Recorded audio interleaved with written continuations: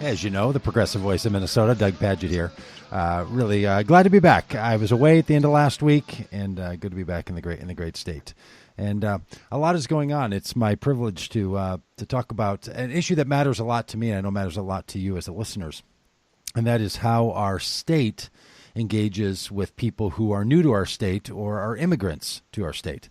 And fortunately, the people at the ACLU, they spend their time during the days not only being outraged the way a lot of us are about how people are treated in this country, especially immigrants and people who are new to the state of Minnesota, but they have the ability, the capacity, the passion to do something about it. And Ian Bratley is one of those. He's one of the attorneys that has helped to file a class action lawsuit against Nobles County because of their treatment of immigrants and using ICE as a way to continue to punish people who have run-ins with the law for other issues. So, Ian, thanks so much for being on the show today. Thanks for having me. Yeah, it's I know, oftentimes the ACLU, you like to operate in the background, you like to operate in the legal side of our society, and having to get on a radio show and talk about it's not always what you plan to do. So thank you for turning your skills in both directions today.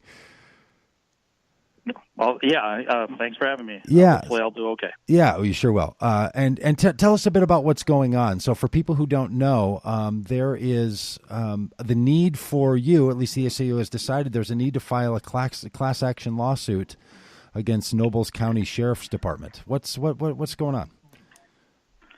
Yeah, right. So in this case, really, it's about how immigrants are being treated unlawfully by Sheriff Wilkening in Nobles County, and how that treatment is causing fear in the community when he cooperates with ICE. Several years ago, the ACLU started fighting back against ICE detainers in Minnesota. We were pretty successful, actually. We sent out letters explaining sheriff liability to every sheriff in the state.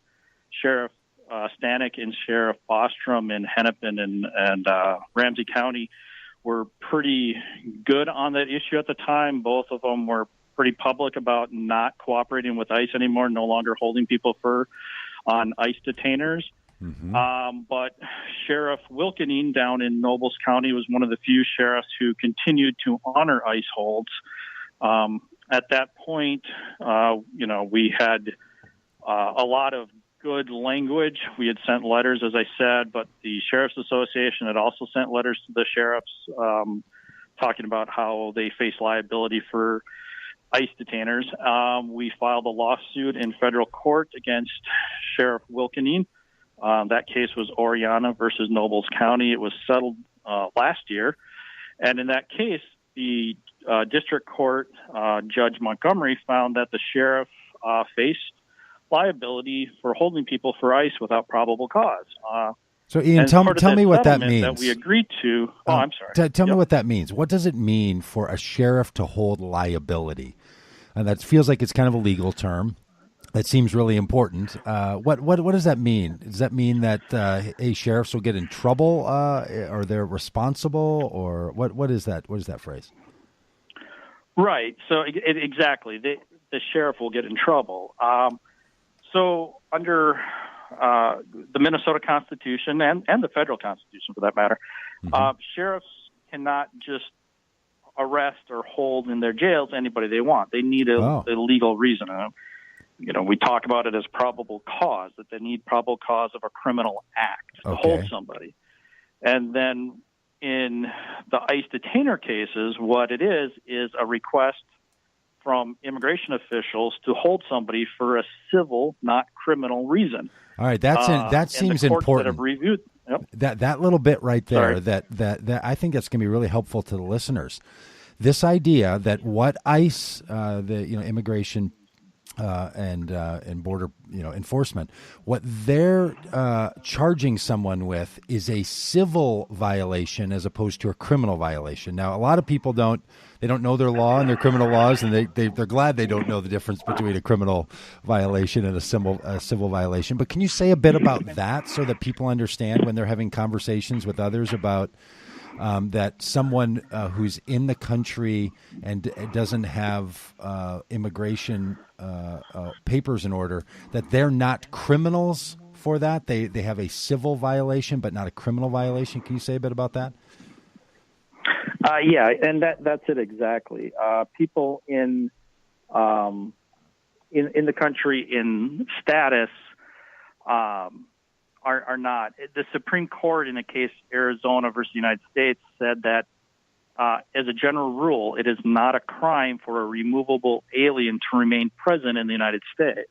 And that's really what this gets to at the end of the day. Right. There is no criminal act by these individuals. I mean, I can't tell you the number of times that I've heard people say, well, of course they should be removed from the country. They broke the law by overstaying their visa, or crossing in without a paper that gave them permission to do so, across the border.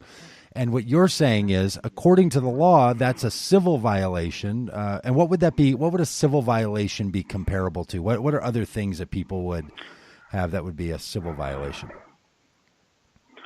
Well, civil court would entail all sorts of other non-criminal courts. So, a divorce proceeding, for example, is a civil matter. Child custody would be a civil matter. All those things. Yeah. Basically, everything that is not criminally charged is a civil matter. And not to do your ACLU fundraising for you, but this is the reason why supporting, as I do, the ACLU is so important, because you're able to be lawyers that can pay attention to these things on behalf of our general population, to push back against a very complicated legal and criminal justice system. And so what you're saying is, when this sheriff in Nobles County holds a person in jail, after they've paid their bail hearing for something they've been arrested for, that they don't have the legal right, because the person has not violated another criminal statute, but it's rather a civil statute. Is that right? Exactly. Yeah. Yes. All right. So you filed this lawsuit on behalf of a group of people that are being held in this way. Yeah, it's a class action with 4 named plaintiffs representing the class. What's the importance of it being a class action versus other kinds of lawsuits that the ACLU might file? Part of it is because we just want to end this that's happening in Nobles. After the lawsuit last year, we were hopeful that it would change, and it seems like the sheriff wasn't serious about what was being told. So a class makes it easier to get injunctive relief from the courts, which would be a way for the courts to tell the sheriff not to honor immigration holds in the future. They could just say, don't do it, as opposed to doing it in one particular person's case. I see. So the sheriff was sort of responding, well, that verdict or that ruling on that previous case, that was a one-off, and these cases don't apply because that one was particular. And you're saying by filing a class action lawsuit representing a number of defendants who would all have different circumstances, that's what allows this to be something that would have more implication or stickability for sheriffs in different counties? Yeah, exactly. Yeah, you guys are awfully smart over there figuring out all of this. What do you think is going to happen with this? How is this going to turn out? Well, we're confident in our claims. There's going to be a hearing next Friday, an initial hearing for our request for a preliminary injunction. After that, the government, in this case Nobles County, will have some time to supply an answer to the complaint. Realistically, what we expect will happen is that the courts will be sympathetic to our arguments, and Nobles will change their policy. Okay. And is this actually a policy that's written somewhere that they have to change, or is this a policy that's basically by implementation? It's a little of both. They have a written policy that is not good enough, but to the extent that they have a written policy, they're not actually following it either. Oh, okay. So they have a what's considered we call it in practice or a custom, something like that, on how they do things that will have to change, and it will get them to draft a better policy that they will follow from here on out. I want to ask you about, we're going to go into a break here in a second, but I want to set up this question and give you a chance to think on it, and also the listeners to have a chance to think on it. And that is that there's a lot of people who don't have sympathy for someone who's been arrested for a crime and then have to have a bail hearing or pay a fine. They don't have a lot of sympathy or empathy that person's being now held and to be turned over to ICE. They tend to, just like people kind of commonly will say things like, well, those are the kind of people we don't want anyway. So basically, whatever happens to them, why would we work so hard to defend people on this, what feels like a technicality, when they violated some law that got them arrested and fined and in some way, punished? Shouldn't we? And because it's kind of how we treat people who get arrested and charged with crimes in our society, we sort of think, well, you're a bad person and we don't like to help bad people. So do you know what I'm getting at? That there's this feeling that people have where they don't really want to support. You're welcome to say something about it now, or if you want to hold on over the break, we can go into a break and you can talk about it when we come back. But any initial response? Right. Well, the initial response, and we've seen these comments, they're over, in the comment section to the Star Tribune, and most coverage has comments like this. Yeah. And the first thing, and maybe the most important thing before the break, is that, our Constitution, state and federal, gives rights to all people, and those rights are must be followed. Yeah. And it's not just for the good people, it's for every person. And to try to make a class of citizens who deserve rights and who don't deserve rights is a horrible idea. Yeah, that's great. So that's Ian Bradley's with the American Civil Liberties Union, protecting the civil liberties, in this case out there in Nobles County, for people that are being held without rationale by the sheriff. Give us a call if you want to chat about this, 952-946-6205, and we'll be back here after the break.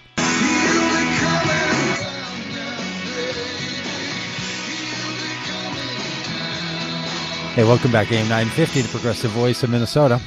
Doug Padgett talking with Ian Bradley about a federal lawsuit that the ACLU has filed against Nobles County and the Sheriff Department there.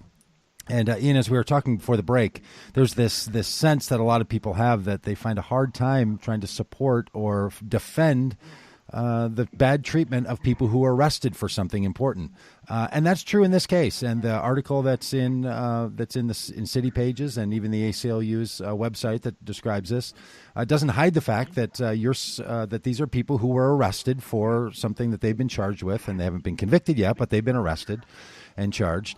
And that makes some people say, well, let's not lose a lot of sleep over people who did something wrong, and now if they're also have an immigration violation, kind of who cares, right? Why would we spend so much time and energy worrying about that when these are the kinds of people that have broken the law?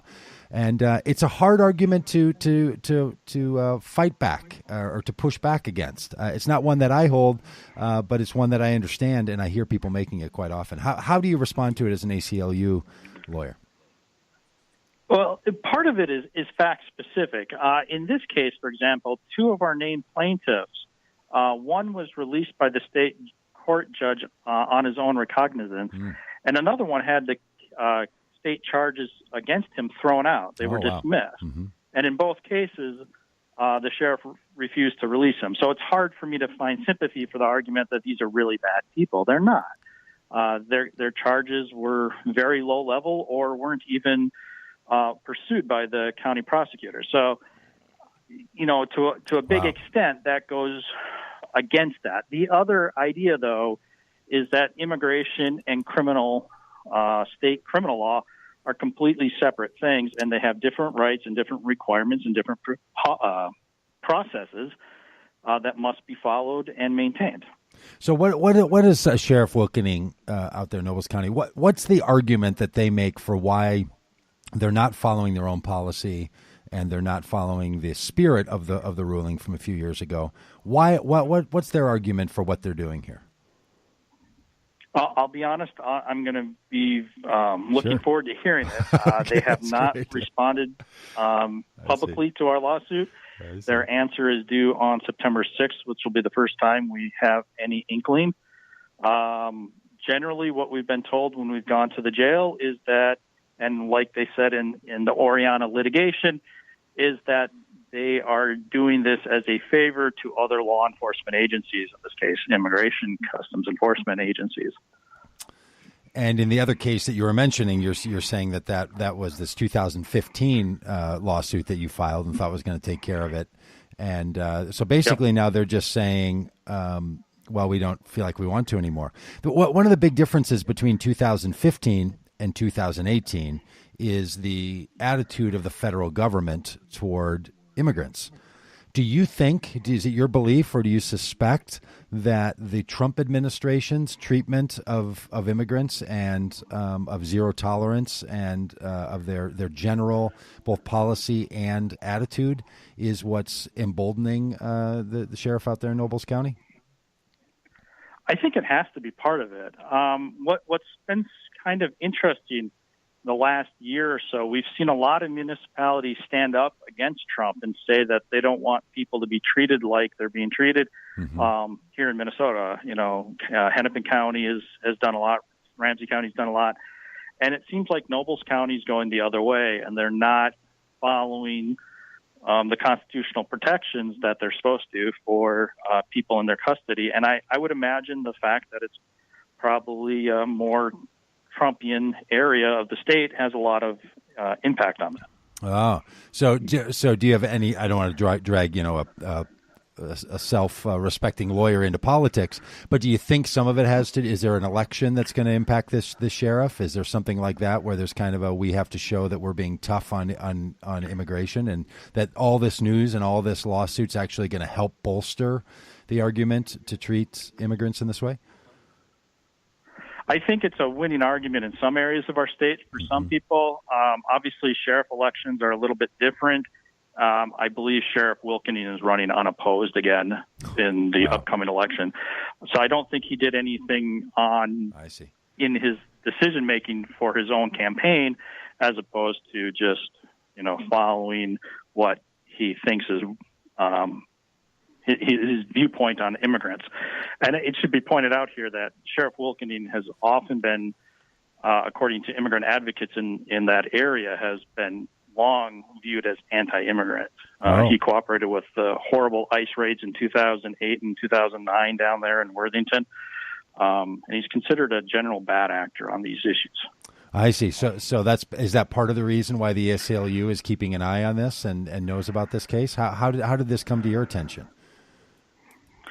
When we worked on notifying all the sheriffs, we targeted every sheriff, but we paid close attention to the jails that had the highest number of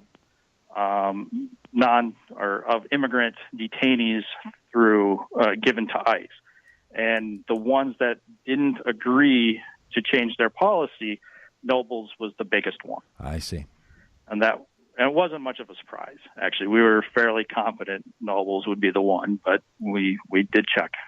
So this is the kind of thing I think is so helpful to get into the public attention so that people who are in the Worthington area or other places in Nobles County, and I have to admit I don't know all the towns in Nobles County, but people that might be listening here in the Twin Cities area, they know people there and they're connected, and this is the kind of public relations campaign that I know you need to operate inside the law and what the statutes read and what the protections are, but it sure seems like this also fits into a public relations argument about how we want our counties in the state of Minnesota to treat people. Yeah, I think that's a good point. The ACLU is working hard this year on county attorney races, actually, across the state, and pointing out the power the county attorney has in a lot of issues. And some of that does include the immigration. If they will push back against a sheriff holding people, for example, in the county, or if they're okay with the sheriff's action. We've also urged people to make ICE detention part of the dialogue in contested sheriff elections. I believe Ramsey County, for example, that is an issue that should be addressed by the nominee or candidates, I should say. Well, it sure seems like they need to, because I hear people making an argument that people who are here without immigration papers or without immigration support, that by definition of that, they are lawbreakers and criminals. I hear that all the time, and I'm really glad that you are out there making the point that that's not how we do that in issues of criminality and legality in the state of Minnesota. That's Ian Bratley. You can find out about this if you head over to aclu-mn.org. In fact, you should go over there and take a look at it if you've never thought about supporting the ACLU. This is the kind of good work that they do. So, Ian, thank you so much for your work and for being willing to talk about it today. Yeah, thanks for having me. Yeah, hey, this is AM950. I'm Doug Padgett. We'll be back here after the break.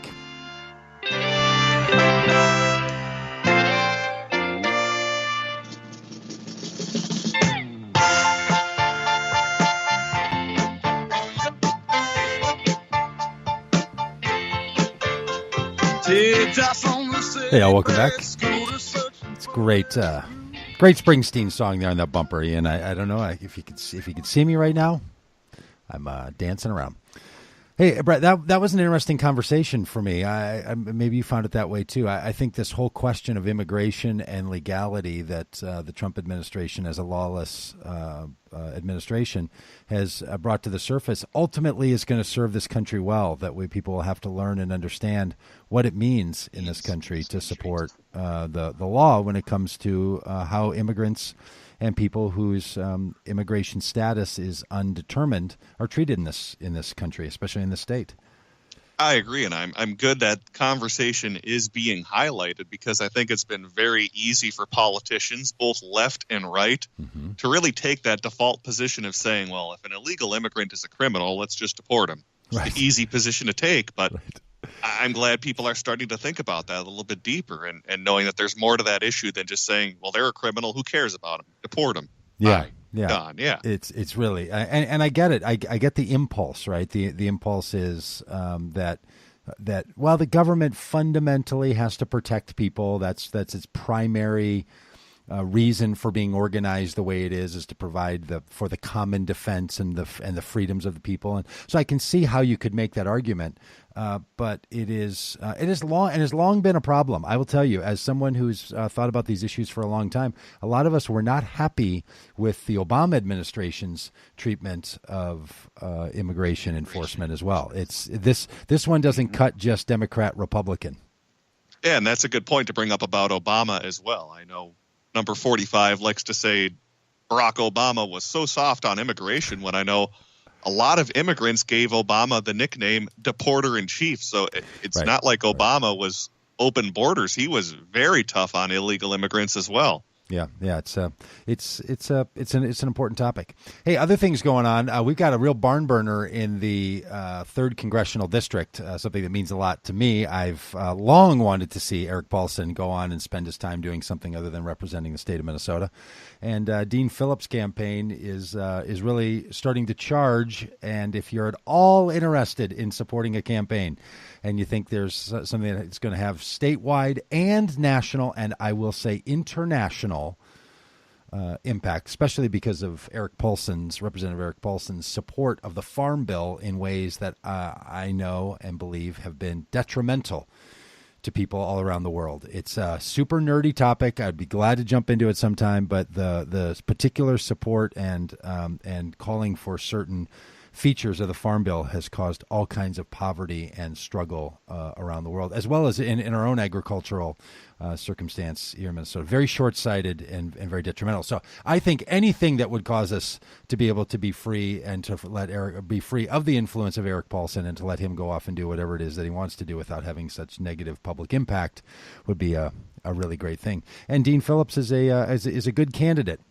and probably the most likely that we've seen in recent years to help to flip that district for a Democrat. Yeah, he's got a very good chance. He's run a very different campaign than some of the previous candidates have, where they've either been not very well funded or they've tried to run too much to the center. I know a certain candidate a few elections ago, maybe even the last one, had a slogan of "Unite the Center," which Matt McNeil brought up this point and saying, if you're a moderate Republican, you're going to vote for the real Republican, not for a Democrat who says they're kind of like a Republican. So yeah, you've heard me say this over and over, so I won't bore people with it yet again. The best way you can unite people across the political spectrum is not to modulate and moderate your own views, but to assure them that you will listen to them on issues that matter. Like being connected to the people who don't vote for you, that's the best way to be a candidate that could be respected on both sides. If you've ever respected a candidate of a different political party, I can almost assure you it's not because the person took on a milquetoasty kind of attitude toward policies. It's because you believed, hey, that person would listen to me on issues that matter. We would maybe disagree, but this is a person who takes me seriously and listens to me. That's how you earn the right for the person of a different party to vote for you, not by being a little bit of this and a little bit of that.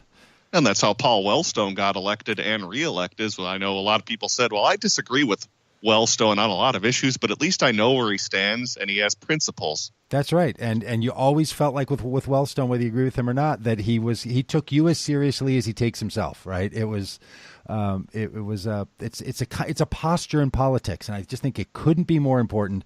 I would encourage candidate Dean Paulson to take on that attitude, because I'll tell you, I have been to Eric Paulson's or Dean Phillips to take on that attitude. I've been to Eric Paulson's office a number of times to try to meet with the congressman. Unavailable. Always unavailable, never around. And it's happening again, as we'll talk about here, even with this debate that the two are going to have. It's a pay-to-play kind of audience for the debate. Yeah, so there's a debate coming up tomorrow, and I got the location, and ironically, it's actually the debate itself actually isn't even taking place in the 3rd Congressional District. It's taking place in the Boundary Waters. Did you see what happened? Speaking of which, with Eric Paulson, how on his campaign video where he was talking about the Boundary Waters, he was in Carver County of all places. He wasn't in. Like, I can't actually drive up there. I've got to go stand by a lake out in Chaska and pretend it's the Boundary Waters. I mean, it just would have been great if we could see like the skyline in the background. That's awesome. Boy, the skies are really clear out there. That's awesome. You can see them.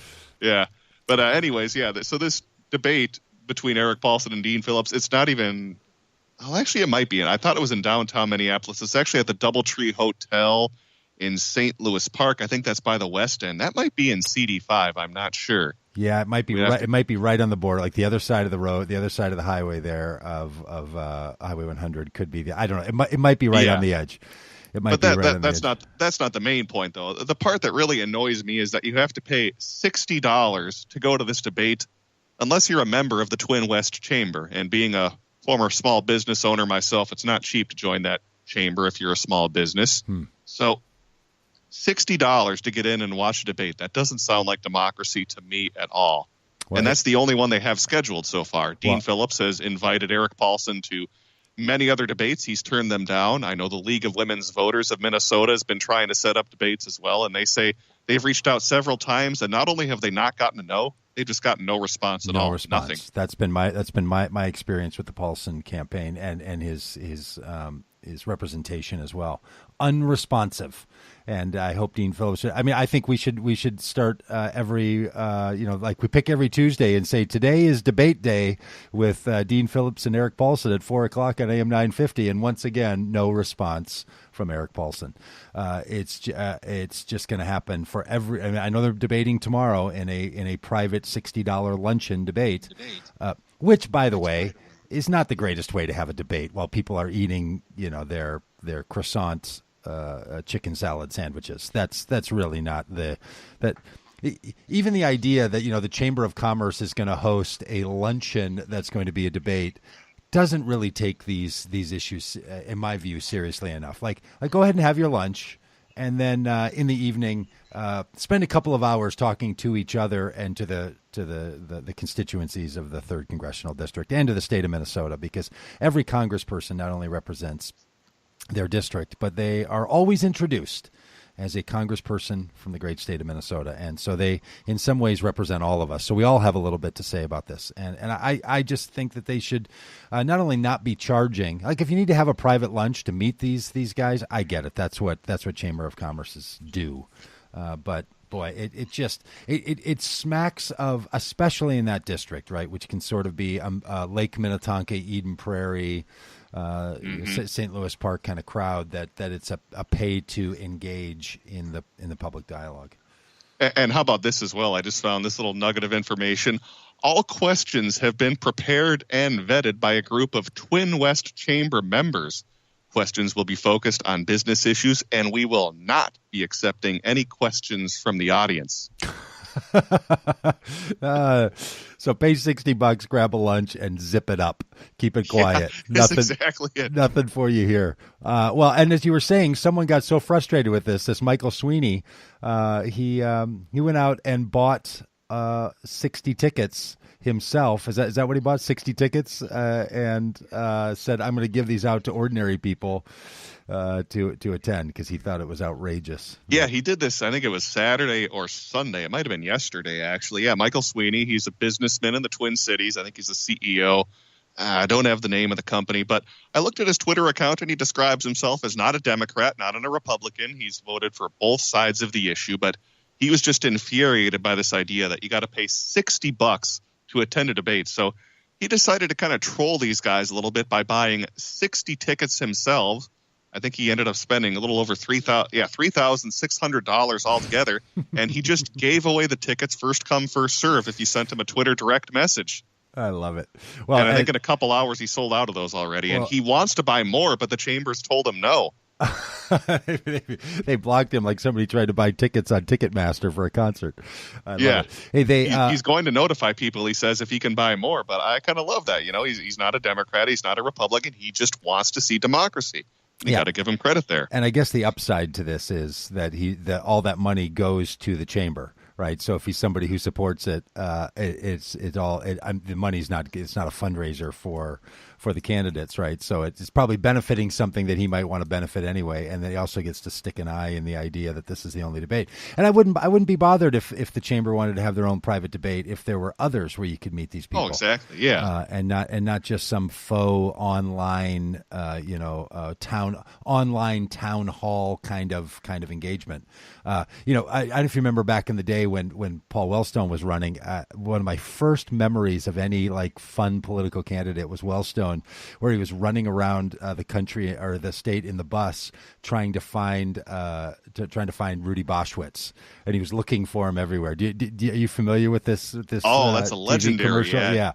Yeah, it's so great. That's the kind of thing that this should this particular congressional district, I think, should lean into. Is that people should be looking around for how you could have a debate with Eric Paulson, or maybe we find everyone who has the name Eric Paulson and ask them come and be a stand-in for him as a debater. No. It's now a debate with Eric Paulson, and anytime he wants to show up and be the Congressman Eric Paulson, he's welcome to. But in the meantime, we're going to get everyone that we can named Eric Paulson. So this is a call out. I guess I'll go on Facebook and look around for people named Eric Paulson and see if they would be a stand-in until we could get the real one.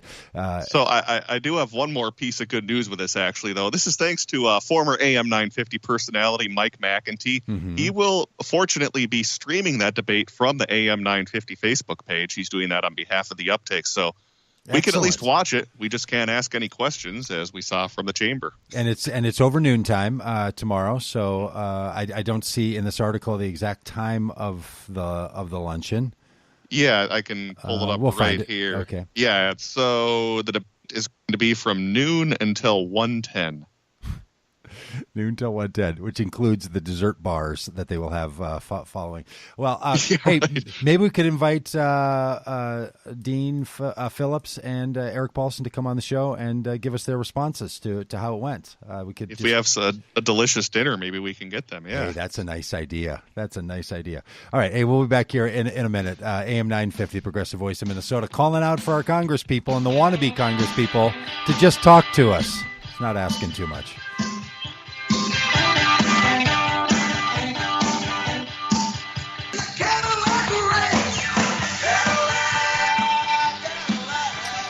Welcome back, AM950.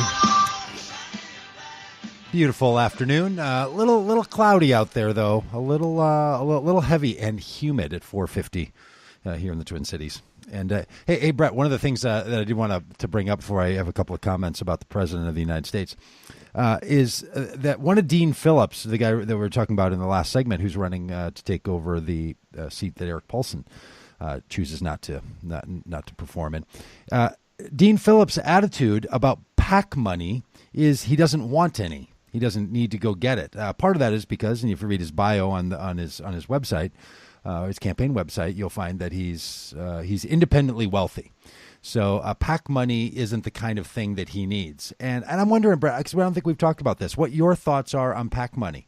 I'm somebody who's changed my tune a bit, and I'm not against PAC money the way that I used to be.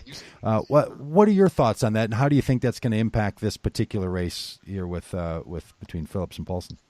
My thoughts kind of changed on that too in 2012 when Obama was running against Romney, when I was kind of under the impression that Obama almost needed that money just to keep up with Mitt Romney. But I'm not sure what to really think about that anymore now that we've seen candidates like Bernie Sanders or now even Dean Phillips be able to pretty much finance their campaigns and raise quite a bit of money without PACs. Yeah. I mean, you look at Dean Phillips right now. I'm looking at the New York Times article they wrote with him a little over a week ago, where they said he's raised $2.3 million with 99% of that money coming from individuals. And you brought up that Dean Phillips is a very independently wealthy guy, and trying to get the exact number, but he's used almost none of his personal money to actually fund his campaign. It's pretty much all been from those individual donors. So if you can pull it off without PAC money, I say more power to you. But I do kind of get it how sometimes candidates need that money if they're, not so good at fundraising. They just need that big check from a PAC.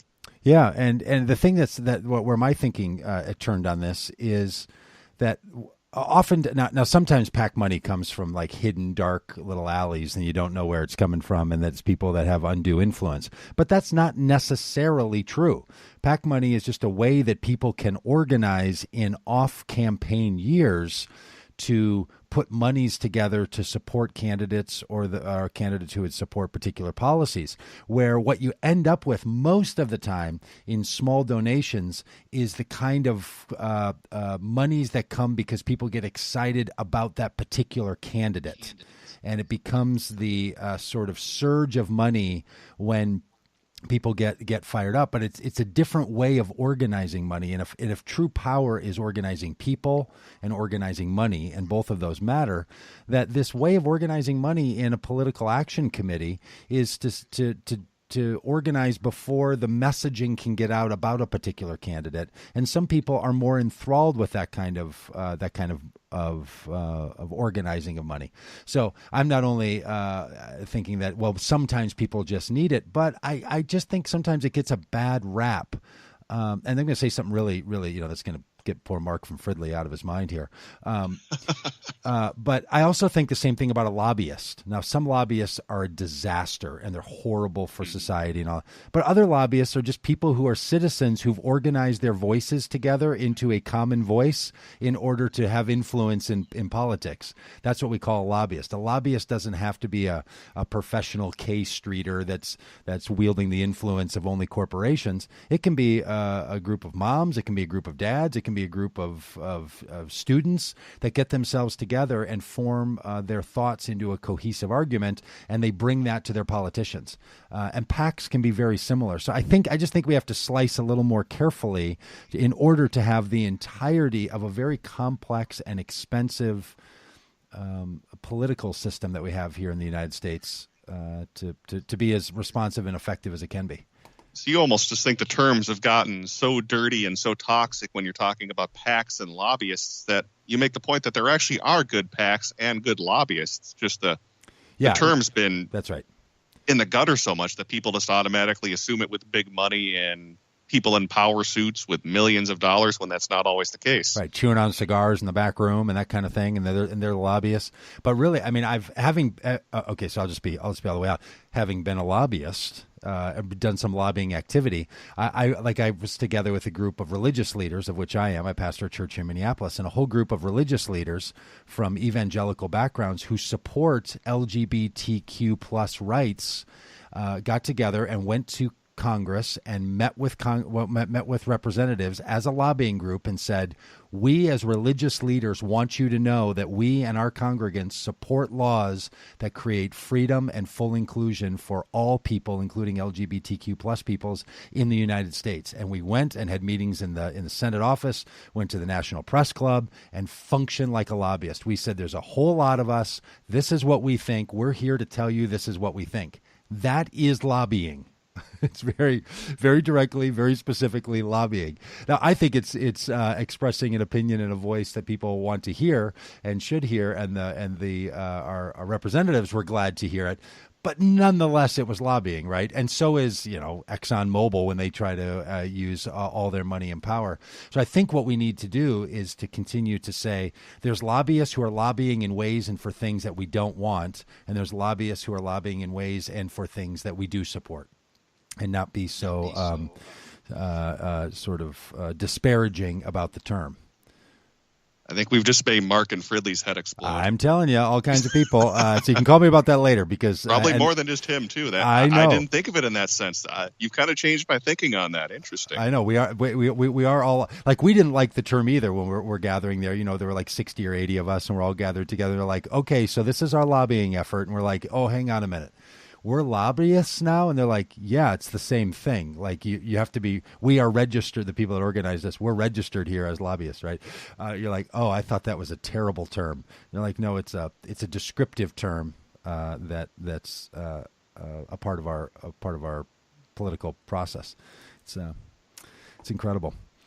Hey, the President of the United States, who I just really, really hope has to stop being the president before he chooses, has once again insulted people. I don't know if you saw this old news story where he was at a press conference and he was introducing a border guard and wanted him to come up forward and said, well, you're not nervous, are you? And then said, he speaks perfect English, as if that has anything to do with it. Or that's something that the President of the United States should say. A man who continues to defile the English language himself, and whose own beloved wife uses English as a second language, and then says to this man, well, you shouldn't be nervous about anything as a border guard because you speak perfect English, as if that's the only person that should be protecting our borders. It is just, again, insulting and disgusting, and I would love to gather up any group of people that want to go and barnstorm our country and say to people, we should vote this guy out. I'm doing that with a thing called Vote Common Good. I'd love for you to look it up, votecommongood.com. We are literally going to be barnstorming the country and trying to flip Congress to do something about the presidency. So hope you're willing to think about it. Hope you're willing to engage in whatever way you can, whether it's barnstorming the country or it is talking to your neighbors or it's engaging in any way that makes sense for you. I'm Doug Padgett. This is AM950, and we'll be back with you tomorrow. Thanks for listening. Really appreciate it.